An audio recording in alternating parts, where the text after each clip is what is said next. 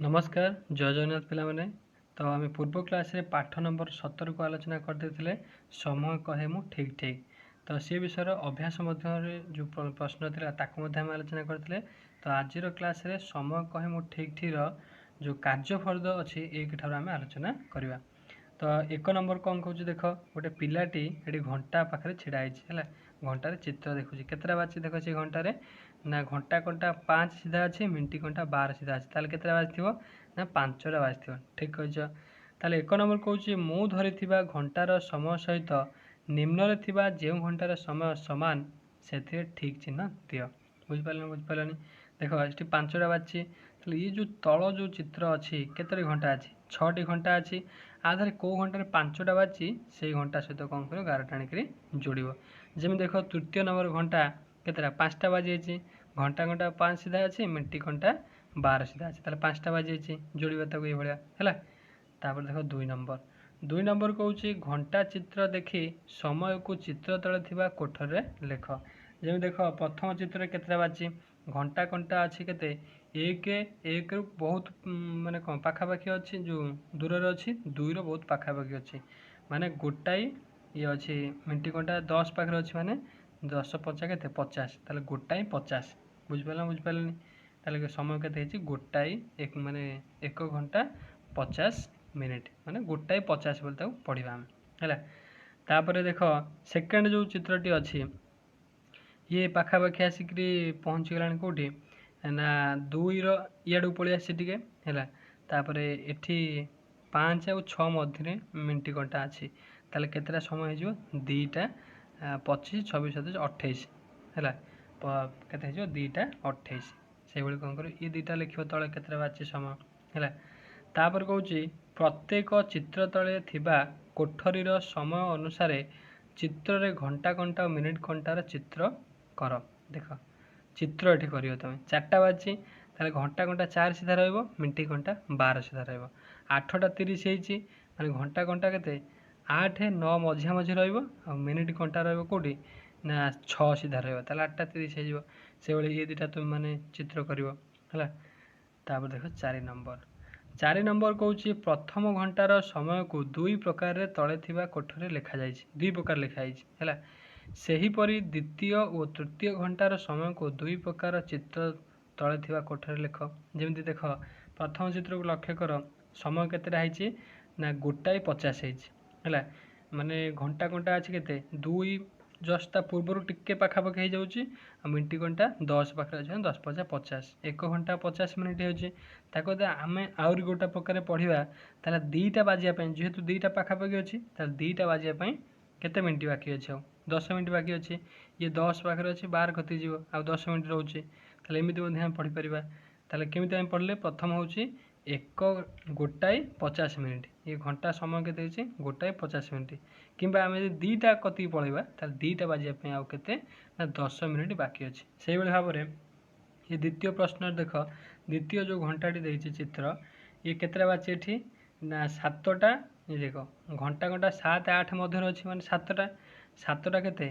6 पाखे 30 होता 7 पाखे अच्छे मैंने 7 5 35 7टा 35 अच्छी ताले 8टा बाजियापी आउ केते मिनिट बाकी अच्छी 25 मिनिट बाकी अच्छी है माने 12 15 जाए पहुँचे आउ के 5 10 15 20 25 मिनिट ताले 8टा बाजियापी 25 मिनिट अच्छे तुम कहीपर है से तृतीय प्रश्न उत्तर तुम मैंने कर देख 5 नंबर कौन कौच 5 नंबर कौच टिकी गोटे दिन में करुवा कामर समय को घंटा चित्र कर देखा तुम कौन कर तले घंटा चित्र करके देखेब सकाळ 6टार से उठिला माने घंटा चित्र कर सकाळ 6टा माने कौन कर घंटा घंटाटा 6 सीधा मिनिट घंटाटा 12 सीधा 6टा होगा से 7टा 15 घंटा देखेब आ 10टा बाजिया को 20 मिनिट अच्छे घंटा देखेब बुझिपार है। तापर देख समय कही मु ठीक ठीक कार्यफर्द 2 देती है कार्यफर्द 2 1 नंबर कौन कौच देख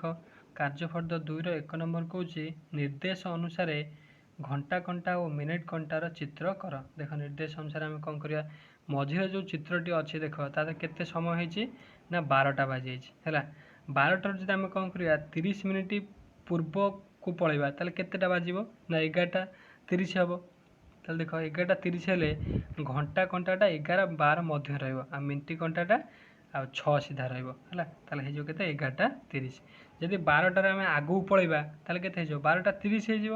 ତାହେଲେ 12:30 ହେଲେ ଘଣ୍ଟା କଣ୍ଟାଟା କେଉଁଠି 12 ଆଉ 1 ମଝି ମଝି ରହିବ ଆଉ ମିନିଟ୍ କଣ୍ଟାଟା ରହିବ କେଉଁଠି 6 ସିଧା ରହିବ। ତାହେଲେ କେତେ ହେଇଯିବ 12:30।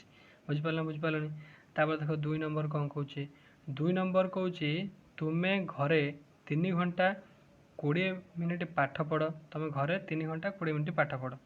3 ଘଣ୍ଟା 20 ମିନିଟ୍ ହେଲା।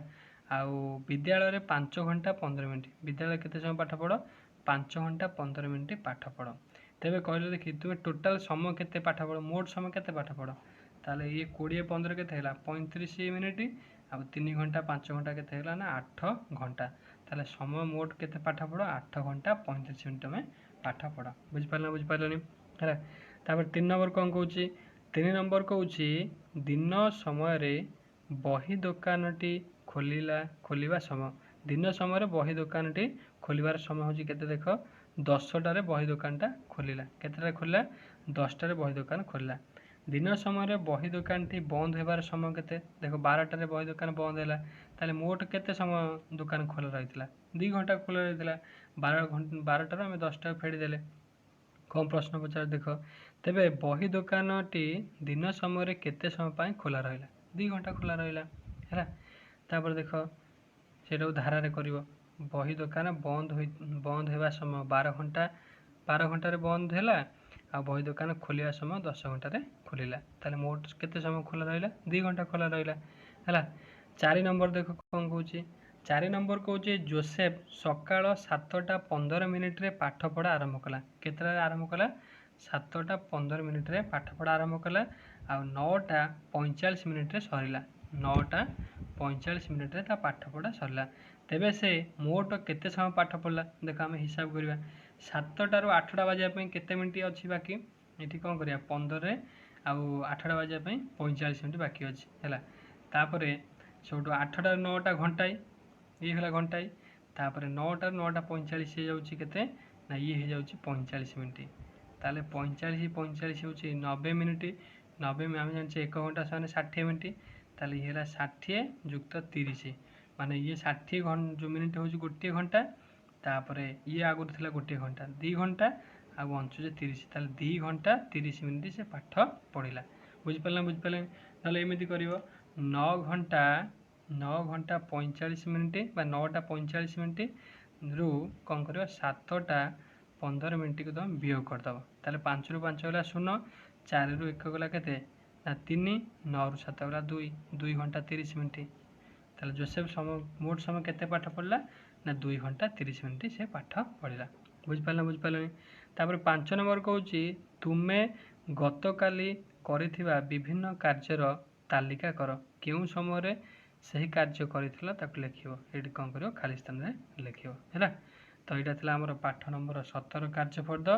ତ ମୁଁ ନିଶ୍ଚିନ୍ତ ଆଶା କରୁଛି ଏ କ୍ଲାସ୍ରେ ଯାହା ବି ପଢ଼େଇଲି ସବୁ କ୍ଲିୟର ହୋଇଯାଇଥିବ। ଯଦି କିଛି ଡାଉଟ୍ ଥିବ ତାହେଲେ ମୋତେ କମେଣ୍ଟ ସେକ୍ସନ୍ ଜଣାଇବ। ଧନ୍ୟବାଦ। ଜୟ ଜଗନ୍ନାଥ।